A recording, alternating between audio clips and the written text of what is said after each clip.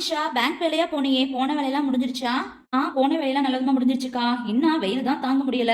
அக்கா, தலையெல்லாம் ரொம்ப வலிக்குது, ஒரு டீ போட்டு கொடுங்களேன். சரி உட்கார் நிஷா, நான் டீ போட்டு எடுத்துட்டு வரேன். நஜினா, பால்காரன் வந்துட்டானான்னு பாரு. சரிம்மா, இந்த போய் பார்த்துட்டு வரேம்மா. பால்காரன் வந்து பாலை வச்சுட்டு போயிட்டாமா. நஜினா, அவங்க எவ்வளவு வயசுல பெரியவங்க, அவங்கள போய் அவன் இவன் சொல்றியே, இதெல்லாம் எவ்வளவு பெரிய தப்புன்னு உனக்கு தெரியாதாமா? எங்க அம்மாக்கும் தான் வயசு கம்மி, அவங்க மரியாதை இல்லாம பேசுறாங்க. நான் பேசின தப்பா? பார்த்தீங்களாக்கா, நீங்க மரியாதை இல்லாம சொன்னதுனாலதான் பிள்ளையும் மரியாதை இல்லாம சொல்றாங்க. நம்ம குழந்தைகளுக்கு என்ன சொல்லி கொடுக்குறோமோ அதைத்தான் குழந்தைகளும் நம்ம கிட்ட இருந்து கத்துக்கிறாங்க.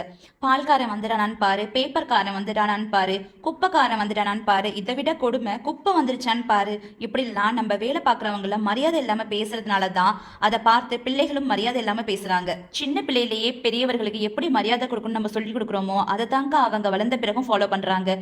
நல்லாவே ஆமா நிஷா, என் மேலதான் தப்பு, என்னாலதான் பிள்ளையும் மரியாதை இல்லாம பேசியிருக்கா. ஃபர்ஸ்ட் நான் என் தப்ப திருத்திக்கணும்.